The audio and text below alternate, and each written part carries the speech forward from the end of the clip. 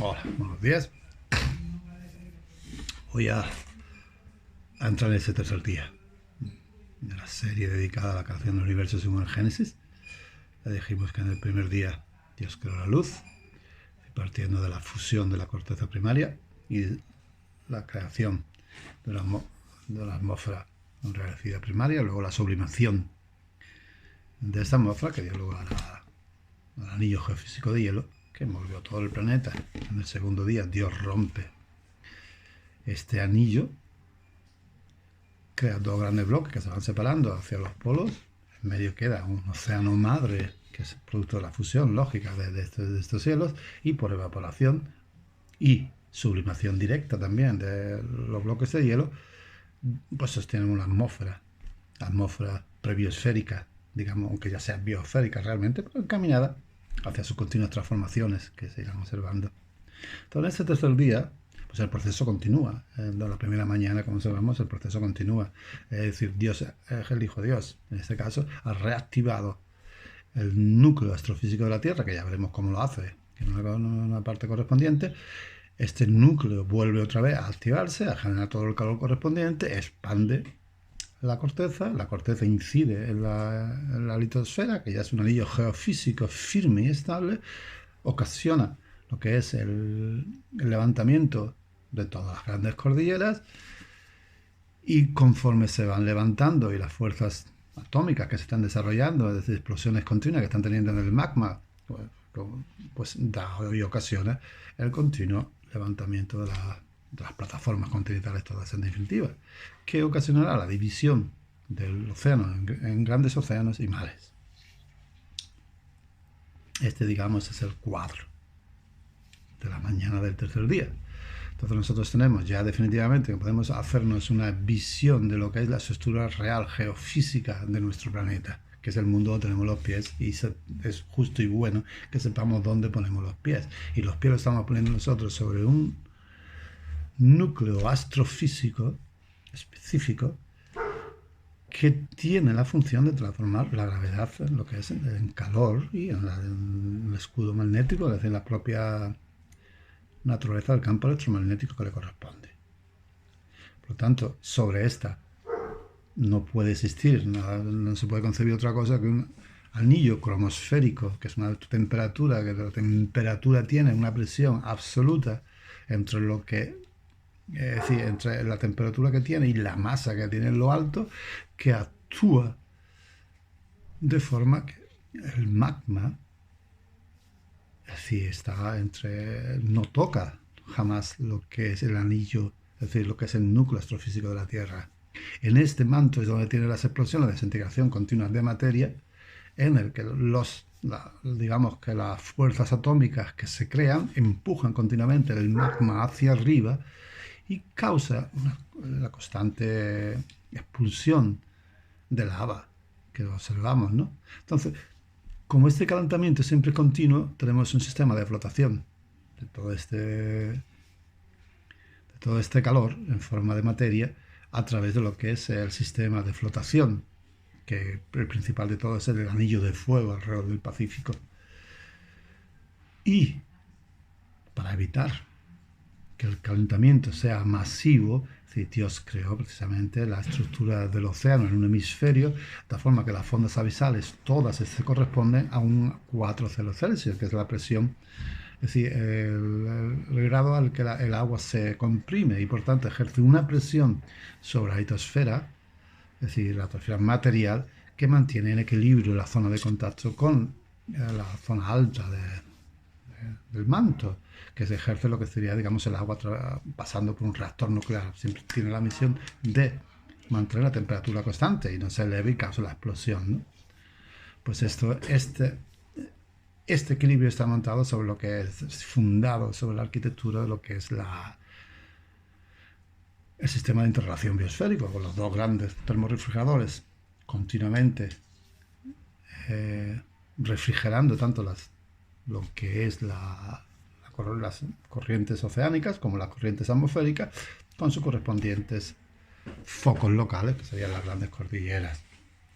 Esto, para que esto se mantenga siempre firme y este sistema se mantenga continuamente a través de diferentes eras geológicas era natural y lógico que ellos crearan un sustrato atmosférico autónomo, quiere decir cuál, ya más o menos creo que lo dije desde el principio, que era el desplazamiento de la masa continental a un hemisferio, de tal forma que el acto de fuerza ascendente siempre fuera provocase un ángulo de rotación constante, de forma que la incidencia de la luz correspondiera siempre a lo que es la zona del Ecuador, la mayor, y siempre se de cara al norte y el sur se mantuviera una evolución firme geológica, que no sufriera ninguna alteración. Sin esto sería imposible cualquier acto de vida. Si lo que es la placa tectónica, la famosa teoría de la placa tectónica, es un absurdo, más lo vemos. Si nosotros cogemos, entramos en la oceanografía y vemos todo lo que es las bases de los océanos, observamos sobre todo en la zona del Pacífico cómo hay continuamente fuerzas de arrastre que crearon todo lo que es el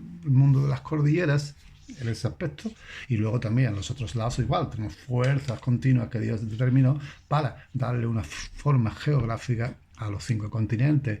Es decir, y esto se hace, Dios lo lleva a cabo el primer día, cuando ya llegamos después de haber creado la atmósfera primaria, que luego daría lugar por sublimación a lo que es el anillo geofísico de hielo.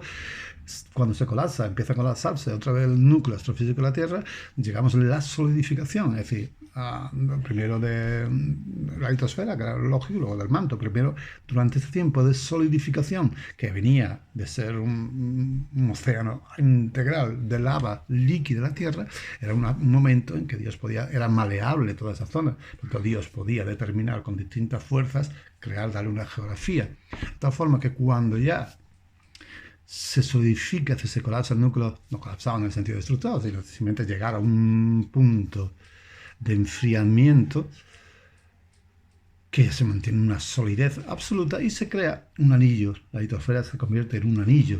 Este anillo, cuando se reactiva el núcleo, es decir, está entre manto y litosfera, hay un océano magmático sobre el que puede rotar libremente el anillo geofísico, y sujeto a las fuerzas ascendentes naturales, a un cuerpo en rotación, la desviación angular causa siempre que la incidencia entre Sol y Tierra sea constante, un continuo que permita eras geológicas mantenerse y por tanto abrir un espacio a la vida, que es lo que en esta parte, en la segunda parte de este día, el Hijo de Dios causa. Es decir, la vida, la primera forma de vida, evidentemente, es el reino de las plantas. Y este reino de las plantas es el primero que coloniza, cuando ya, digamos, los continentes siguen surgiendo a través de las fuerzas lógicas y naturales que van empujando el magma hacia arriba. Van saliendo las primeras, no, las cordilleras estaban ahí, pero van surgiendo lo que digamos todas las tierras. Esto empieza a ser colonizado por el reino de las plantas. El reino de las plantas es la primera vida que pone el pie sobre la faz de la tierra, lo que llaman los secos, lo llama aquí, que el Hijo de Dios dice, allá los secos, es la primera forma, y por tanto la colonización de este día es masiva de todas las tierras que van quedando libres, los bosques prehistóricos, los primarios, es decir, los más inmensos, los más grandes, que es, sí, bueno, pues si alguna vez, no sé si habéis tenido alguna oportunidad, pues un bosque prehistórico de piedra, no sé si alguna vez he estado nunca, que tuve la suerte de estar allí en lo que es el Valle de la Muerte, por la zona, todo alrededor, una legendaria, que fue la primera forma de vida, ¿no? Es decir, si nosotros observamos que donde están todas las bolsas de petróleo, se suelen siempre al nivel del mar, como quien dice que esa zona fue la última que estuvo, fue donde se vino a crearse la vida en principio, y era todo vida vegetal. Tanto cuando ya se va ascendiendo, y son las primeras también que colonizan. Ahí lo que es hoy todos los desiertos, tanto del sur de Estados Unidos como de aquí a Arabia, toda esa zona. Lo que es ahora desierto, todo el Ecuador, es la zona masiva de la producción de los primeros bosques prehistóricos que estaban en constante, primero entre tierra y agua, y fueron emergiendo, y desde ahí la colonización fue masiva, todo siempre hacia el norte y al sur. Por lo tanto, también observamos nosotros que los restos de toda esta vida primaria, crustáceos, etcétera, etcétera, pues igual nos tomamos a las zonas altas, y las hallamos, ¿no? Las hallamos porque ahí es donde surge la vida. Si la vida surge bajo el agua, pero siempre en la zona digamos, ¿cómo se llama, hombre? La zona luminosa, ¿no? Y entonces, ¿cómo se comprenderá? El reino de las plantas, estando en activo, empieza su función. ¿Y qué hacen las plantas en la fotosíntesis? Nosotros hemos dado cuenta que la atmósfera que estamos hablando de este tercer día es una atmósfera súper enrarecida también. No tanto como sería la primera, pero sí bastante enrarecida. Por lo tanto, la fotosíntesis empieza con este primer reino vegetal, que comienza la transformación química hasta llegar a nosotros. Es decir, no, a llegar al aire, tal como lo hacemos, que le permite a los mamíferos, al mundo de los mamíferos, reinar y hacer suyo el planeta. ¿Cuándo? Tenemos que en los tiempos de los anteriores, la era geológica anterior, digamos, el mundo de los dinosaurios y el mundo de los anaerobios, de los dinos, es decir, hay siempre la teoría graciosa, esa súper simpática, que un meteorito, no hubo meteorito, ni hubo nada, simplemente no pudieron adaptarse al cambio. Cuando los reinos vegetales por fin ya la transformación química de la atmósfera es tan grande que no se han adaptado, no se adaptan al nuevo elemento básico que es el aire. Y esto, el aire, que para nosotros es la vida, para todos los mamíferos vino la vida, para el mundo anterior de los dinosaurios fue el veneno, que los liquidó a todo poco a poco. Pero también ese mundo, bueno, eso ya lo tocaremos, digamos, una nueva próxima fase, pero en definitiva, adelantando algo, digamos, que la función de aquellos dinos maravillosos del mundo fue, digamos, la inmensidad que tenía, fueron como los leñadores de bosques prehistóricos que fueron leñando, pues nosotros partimos de aquel primer acto del reino vegetal. Los bosques prehistóricos eran inmensos, eso cubría todo. Y cuando llega ellos se dedican, digamos, a talar aquellos. Esa fue la función de los dinos también, talar todos aquellos bosques y dejar espacios libres, que será luego ya la segunda fase en que los mamíferos dominarán.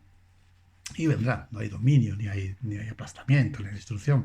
Eso no existe en el seno de la creación. Existe un continuamente evolución creadora que determina que las formas de vida ejecuten la función que tiene que ser hasta llegar al punto máximo, que es la formación de una vida, la imagen y semejanza de Dios. Ergo, nosotros. Esto, digamos, que es la visión global que se debe tener, que es los pies sobre lo que estamos pisando.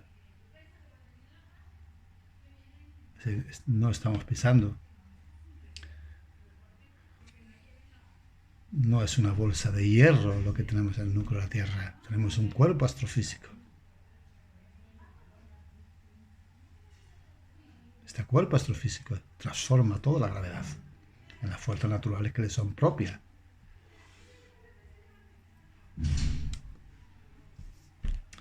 Sobre esto tenemos una cromosfera que se puede comprender.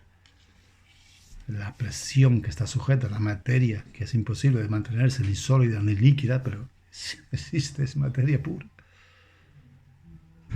que permite que el núcleo astrofísico de la Tierra pueda hacer su trabajo. Y observamos también que, como nosotros cualquier astro está produciendo, las explosiones continuas que produce ocasionan ¡pum!, que, por ejemplo, la esfera de la Tierra no sea una esfera perfecta, sino que sea aplanada, es decir, por los lados. Pues eso es las fuerzas que ocasionan la propia naturaleza del cuerpo astrofísico, que está encerrado dentro de esta cromosfera y causa lo que es una pendulación ¡pum!, constante.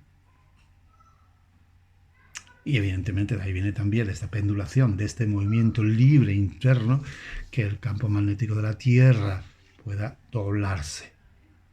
Pero aunque se doble el campo magnético de la Tierra, toda la estructura exterior permanece activa y permanece constante. Sobre esta, si tenemos el núcleo, tenemos lo que es la cromosfera, y luego tenemos la zona magmática baja, digamos, la que linda con esta cromosfera, que es donde se producen desintegraciones continuas, atómicas, y grandes explosiones atómicas que ¡pum!, que lanzan el magma hacia arriba, mantienen, digamos, todo aquello continuamente, toda la zona magmática, es decir, de lo que es en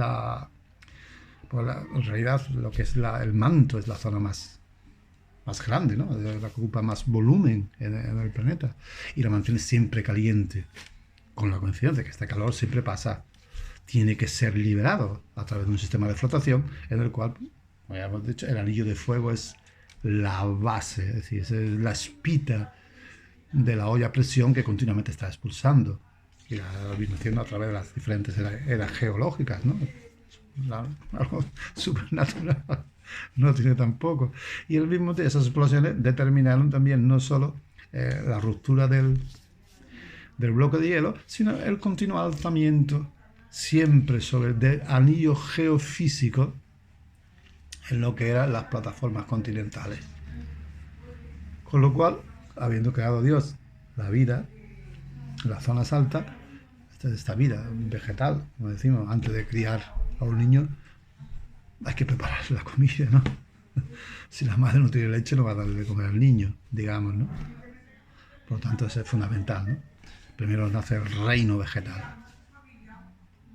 Este reino vegetal, siempre en un mundo perfectamente edificado sobre leyes precisas y constantes que la da lo que es el sistema de interrelación biosférico, ya hemos determinado con el 4,0 Celsius en todo lo que es las zonas abisales del otro hemisferio, que es el principal, digamos, en el que la presión ejercida sobre la masa oceánica total mantiene todo lo que es el anillo litosférico, lo mantiene constante con el océano magmático interno sobre el que gira.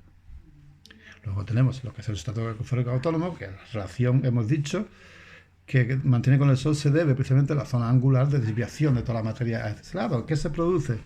Este anillo litosférico, esta desviación se produce, hemos dicho, en el primer día. ¿Por qué? Porque después de la fusión de la corteza viene la solidificación, y en ese acto era maleable, y notamos las fuerzas que Dios de arrastre, que Dios causa, lo podemos ver en la oceanografía, si entramos en mapas oceanográficos de la superficie, lo vemos, la superficie sólida, sobre lo que están los océanos, veremos que hay continuamente fuerza de arrastre que determina, sobre todo en el Pacífico, las grandes cordilleras y las grandes masas, y los otros lados también, que son al contrario.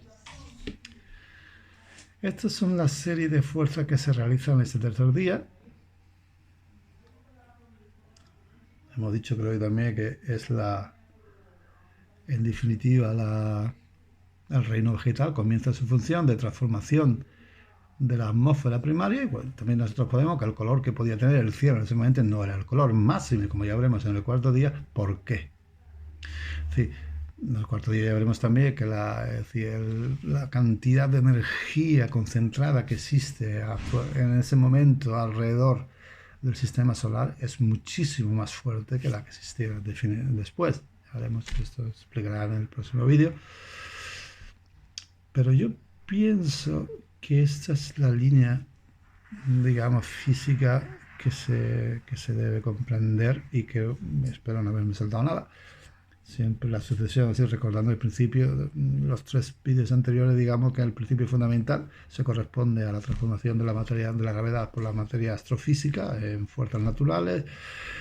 La segunda sería el paso lógico, elemental y natural de la creación de la Tierra, una forma informe, vacía, que determina la activación del núcleo, la fusión de corteza y manto, la producción de la atmósfera primaria, sublimación de esta atmósfera, enfriamiento a través del núcleo, enfriamiento de la litosfera, con lo cual se lleva a la solidificación del anillo geofísico, y en el momento que Dios le da geografía a los continentes, es decir, a lo que era la estructura de la litosfera, a fin de causar el ángulo de rotación. Luego ya tenemos, una vez ya creado esto, surge el sexto día, partimos los bloques, el Hijo de Dios parte el gran anillo litosférico de hielo, se crean 2, se van dando hasta los polos, surge el océano madre, y luego empieza ya el calentamiento en este tercer día, se sigue sucediendo hasta llegar a las grandes cordilleras. Ya están ahí, surge también, evidentemente, empieza a surgir todas las plataformas ya sobre el nivel de mar, y surge la vida, el primer reino de las plantas, que lo coloniza todo, y tenemos, bueno, cualquier montaña que vas por el monte tiene restos, porque el levantamiento ha sido constante, es decir, no ha sido una tectónica de placa de ruptura, ¿no? Sino que la elevación ha sido las fuerzas que iban atómicas, que se crean, que esa desintegración de materia que existe continuamente en la zona baja del magma, son fuerzas que estaban empujando continuamente a la litosfera y le dio su forma. Esto es, digamos, la base de la línea de acontecimiento que he seguido en estos vídeos anteriores. Se completa con este. Y en el cuarto día la maravilla comienza. Así que en el cuarto día, que será mañana, ahí es cuando hay que prepararse, porque va a suceder algo que no tenéis ni idea ahora mismo qué es lo que va a hacer. Ni idea. Aunque lo diga, no lo vais. ¿Qué va a suceder en el cuarto día? ¿Qué hice en el cuarto día? Ni idea tendríais. No la han tenido durante 3.500 años ni los genios más grandes de este planeta, y no lo vais a tener vosotros. Así que tenéis que esperar mañana. Hasta mañana.